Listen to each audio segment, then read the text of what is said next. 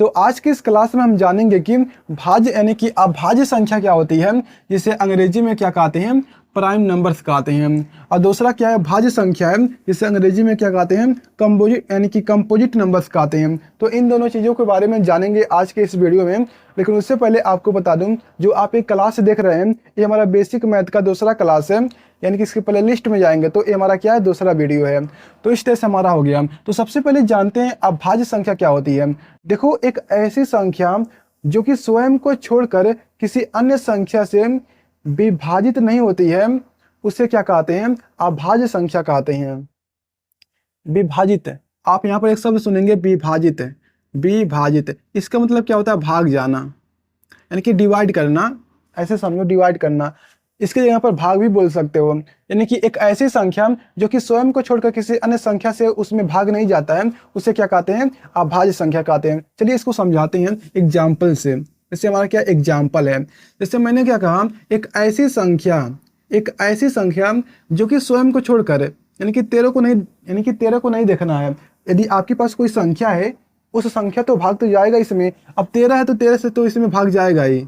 कोई भी संख्या है, उससे यानी कि उससे तो उसमें भाग जाएगा ही ना। स्वयं से तो काट ही सकता है। तो हमको स्वयं को नहीं देखना है। यानी कि कहने का मतलब है कि एक ऐसी संख्या जो कि स्वयं को छोड़कर किसी अन्य संख्या से क्या हो, भाग ना जाए, तो उसे क्या कहते हैं, अभाज्य संख्या कहते हैं। क्या कहते हैं, अभाज्य संख्या कहते हैं। हमको एक को भी नहीं देखना है, क्योंकि एक से तो सभी संख्या में भाग चला जाएगा। तो हमको एक को नहीं देखना है। यानी कि एक ऐसी संख्या जो कि स्वयं को छोड़कर किसी अन्य संख्या से भाग नहीं जाता है उसमें, उसे क्या कहते हैं, अभाज्य संख्या कहते हैं। यदि आपसे कोई पूछे कि अभाज्य संख्या क्या होती है, तो आप बोलेंगे एक ऐसी संख्या जो कि स्वयं को छोड़कर किसी अन्य संख्या से विभाजित नहीं होती है, उसे क्या कहते हैं, अभाज्य संख्या कहते हैं। यदि आप इसे लिखना चाहें तो लिख सकते हैं। आप क्या लिखेंगे, एक ऐसी संख्या जो कि स्वयं को छोड़कर किसी अन्य संख्या से विभाजित नहीं होती है, उसे क्या कहते हैं, अभाज्य संख्या कहते हैं, प्राइम नंबर्स कहते हैं। इतना समझ चुके होंगे। मैं आपसे पूछूं, जो हमारा ये 23 है, कि हमारा ये अभाज्य संख्या है, तो आप बोलेंगे हाँ अभाज्य संख्या है, क्योंकि इसमें किसी संख्या से भाग ही नहीं जाएगा। यानी कि एक ऐसी संख्या जिसमें किसी संख्या से भाग ही ना जाए। यदि मैं आपसे पूछूं क्या 25 जो है, क्या हमारा ये अभाज्य संख्या है, तो आप बोलेंगे नहीं, क्योंकि इसमें क्या हो रहा है कि किसी अन्य संख्या से भाग जा रहा है। तो हमारा ये अभाज्य संख्या नहीं होगा। यानी कि अभाज्य संख्या तभी केवल होगा जब उसमें किसी संख्या से भाग नहीं जाना चाहिए, स्वयं को छोड़कर। तो आप जान चुके होंगे अभाज्य संख्या क्या होती है। नहीं जाने तो वीडियो को दोबारा पीछे कर लीजिए। अब देखिए भाज्य संख्या क्या होता है, यानी कि भाज्य संख्या क्या होता है, इसे अंग्रेजी में क्या कहते हैं, कंपोजिट नंबर कहते हैं। तो ये क्या होता है, तो इसके परिभाषा को ध्यान से सुनिए। सेम इसी तरह से है, थोड़ा सा बदला हुआ है। तो क्या होता है, एक ऐसी संख्या, चलिए आप यहाँ पर हेडिंग डालिए और लिख भी सकते हैं। एक ऐसी संख्या, यानी कि आपसे कोई पूछे भाज्य संख्या क्या होती है, तो आप क्या बताएंगे, एक ऐसी संख्या जो कि स्वयं को छोड़ने के, यानी कि एक ऐसी संख्या जो कि स्वयं को छोड़ने के, क्या बोलेंगे, दोबारा देखते हैं। भाज्य संख्या है, तो भाज्य संख्या क्या होता है, एक ऐसी संख्या जो कि स्वयं को, यानी कि एक ऐसी संख्या जो कि स्वयं के अलावा किसी अन्य संख्या से भी क्या हो, विभाजित हो जाए, उसे क्या कहते हैं, हम भाज्य संख्या कहते हैं।